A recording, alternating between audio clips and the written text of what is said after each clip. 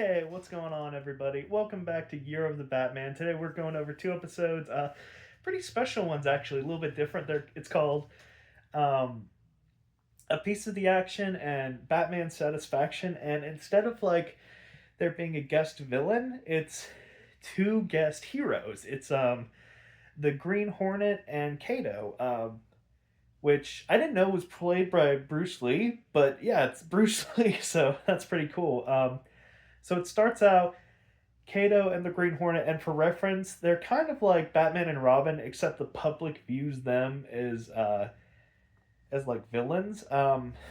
So they do fight crime, but they just I guess have a bad PR team.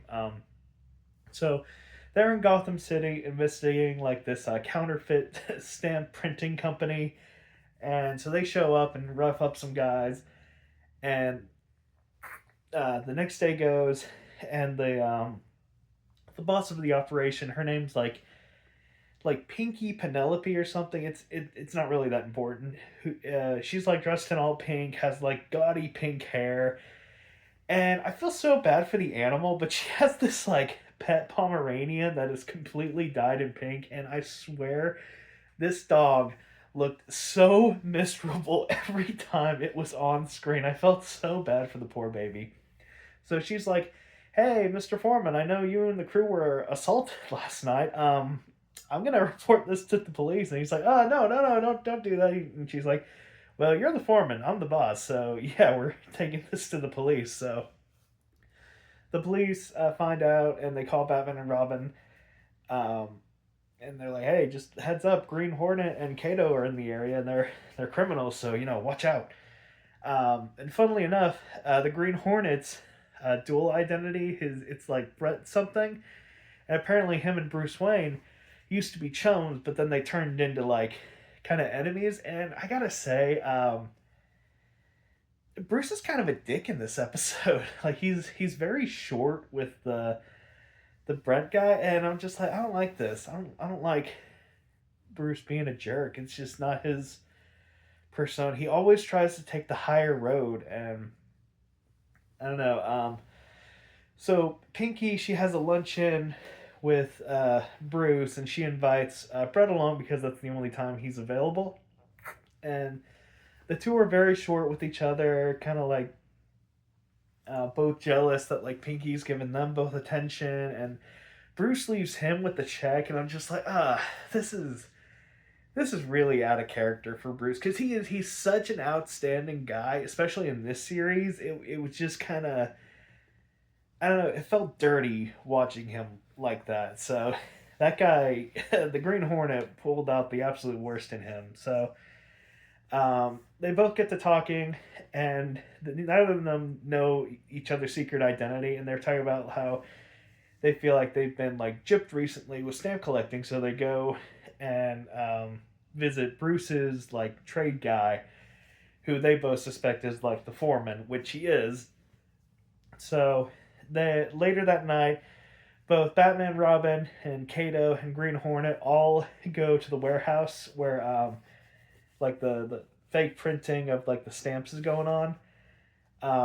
And Kato and Green Hornet, they're captured and they're putting in this like giant stamp machine. And Batman and Robin, they join the fray, only get caught by um, it's literally like the size of like two big doors, and it's just on the wall, and it's like this like absolute impregnable, like you can't get unstuck pad. I'm like, why is that just lying around? If anybody bumps into that, they're screwed.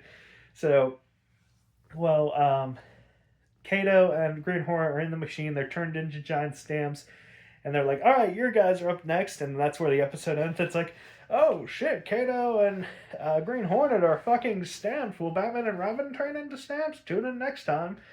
So this part of the episode really pisses me off because he has this like can of like a solvent that'll negate any kind of glue. So he undoes the glue that Batman and Robin are stuck to, and Batman and Robin immediately get back to fighting. And I'm just like, what the hell do you expect that was gonna happen? They were just gonna, okay, sir, we'll get into the stamp machine like you want. Like, no, Batman and Robin are going to go down swinging. And swinging they do. And so they get ahead and they free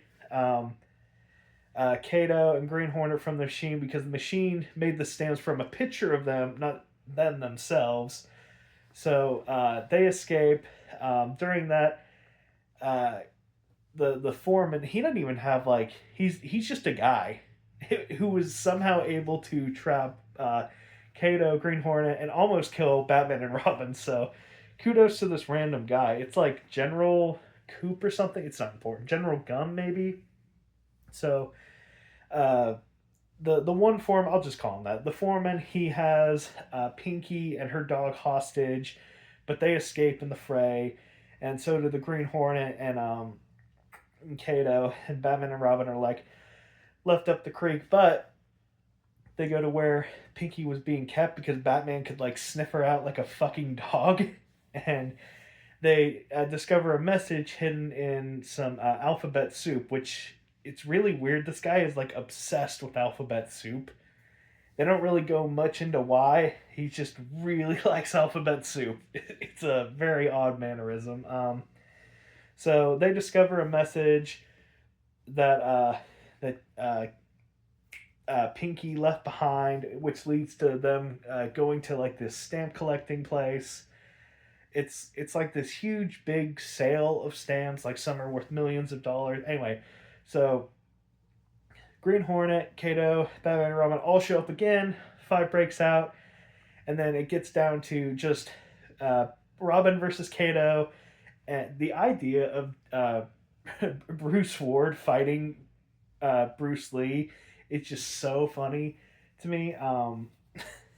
But anyway, and also Green Hornet versus Batman. Before anything else happen, he takes Pinky as a hostage, and he's like, "Hey, I'm gonna get her." So Green Hornet and Kato, they just bail because they're like, Batman and Robin got this. And Batman and Robin, they like jump out the window, and then they go around the group and stop them. I'm just like, did you guys not really like? Were you not watching Batman and Robin? Like, there's a lot of stuff in here that I feel like they really had to do some corner cutting for the sole reason that they had like four big stars to work with. Or Burt Ward. I don't know why I said Bruce Ward.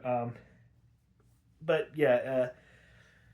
So overall, like the episode ends and there's not really much going on. It was just honestly a fun crossover episode. Um, but it wasn't as exciting as I'd like it to be. Like, it would have been cool if they had like some kind of like villain or something. Um, but no, I mean they do have a villain, but like a villain that we know.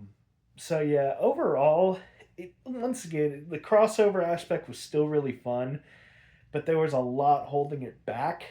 So I can't give it too high, but I'd probably give it a nice 5 out of 7, just a little above average. Just definitely lost potential. Yeah,